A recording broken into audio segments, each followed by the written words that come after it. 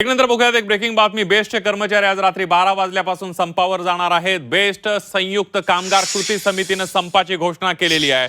वेतन, भत्ता आणि इतर मागण्यांवरून संपाची हाक देण्यात आली आहे आणि मुंबईकरांना या संपाचा मोठा फटका बसण्याची शक्यता आहे।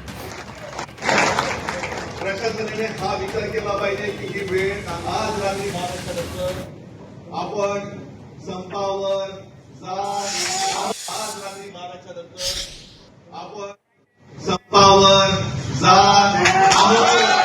कोणी जरी दबाव टाकण्याचा प्रयत्न केला तर माझा कामगार फाडून खाईन करणार।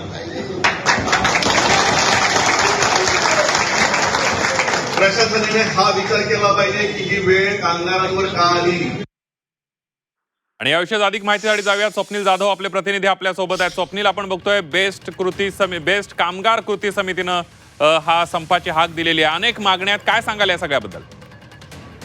कामगार कृती समितीकडून संपाची घोषणा देण्यात आलेली आहे। ऐकतानाच मागण्या आहेत। बेस्ट कर्मचाऱ्यांचे वेतन, भत्ता, इतर वेटलिस्ट कर्मचाऱ्यांच्या मागण्या असतील, त्यांचे प्रश्न असतील, या सर्व प्रश्नांवरून बेस्टच्या कर्मचाऱ्यांनी संपावर जाण्याची तयारी केलेली आहे। आज रात्रीपासून 12 वाजल्यापासून एकही डेपोतून बस बाहेर पडणार नाही। त्यामुळे मुंबईकरांचे प्रचंड हाल उद्या होण्याची शक्यता आहे। मात्र रातोरात प्रशासन या कर्मचाऱ्यांशी संवाद साधणार का आणि त्यांचे प्रश्न जाणून घेऊन त्यावरती काय नक्की त्याचं आश्वासन देतात हे पाहणं महत्वाचं आहे। की जर असं झालं नाही तर उद्या मात्र मुंबईकरांचे प्रचंड हाल होतील, कारण मुंबईकरांच्या कुठेतरी वेटीस धरून बेस्ट कर्मचारी आंदोलनाला बसण्याची शक्यता आहे।